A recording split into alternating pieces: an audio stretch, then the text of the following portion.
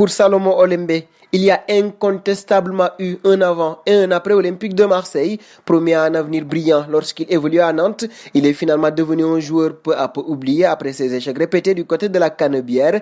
International camerounais entre 1997 et 2007, Olembe dispute 64 matchs internationaux et marque 5 buts. Avec le Cameroun, il participe à 5 Coupes d'Afrique des Nations et remporte celle de 2002 face au Sénégal.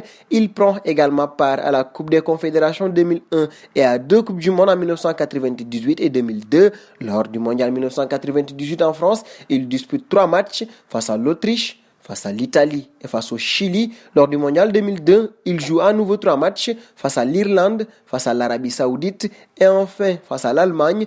Outre cette carrière internationale, c'est à 17 ans que le jeune Olembe fait ses premiers pas en championnat de France avec Nantes. C'était lors de la saison 1997-1998. Il jouera 9 rencontres cette année-là et se veut l'un des grands espoirs de l'école nantaise. Il ne tarde d'ailleurs pas à s'imposer chez les Canaries et occupe une place de titulaire dès la saison suivante. Olembe a la chance d'éclore dans une période où le FC Nantes raflera bon nombre de trophées. Bien qu'à la peine en championnat, les Canaries règnent en maître incontesté en Coupe de France qu'il remporte en 1999 puis en 2000 et en 2001. Ils prouvent qu'ils ne sont pas qu'une équipe de coupe en s'adjugeant le titre en Ligue 1. Le Camerounais est alors au sommet de son art. À 20 ans et avec 3 titres en poche, il est l'un des éléments les plus prometteurs de l'Hexagone.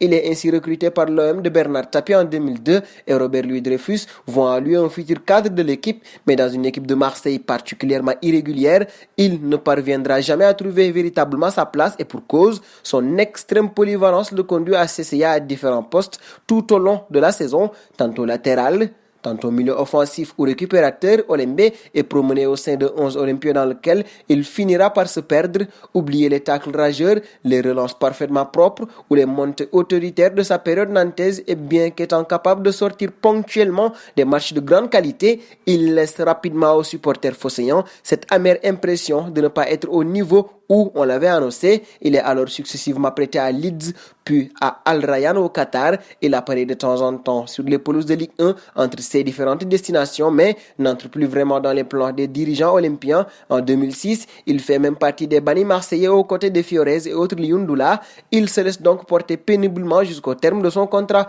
en juin 2007. C'est alors à Wigan qu'il tente de redorer son blason mais visiblement à court de forme. Il ne parvient pas à se relancer véritablement en Premier League en affichant à nouveau un temps de jeu famélique. L'ancien Marseillais s'était également offert un radical changement d'air en optant pour un championnat plus exotique du côté de Kayserispor. Et si son équipe était en pleine ascension en Turquie, Olembe lui poursuivait son déclin. Il était alors utilisé avec beaucoup de parcimonie par son entraîneur. Salomon Olembe vit une interminable descente aux enfers alors. Les mauvais choix de carrière l'ont grandement freiné durant la saison 2009-2010, saison durant laquelle on n'a plus eu de ses nouvelles sur le rectangle vert.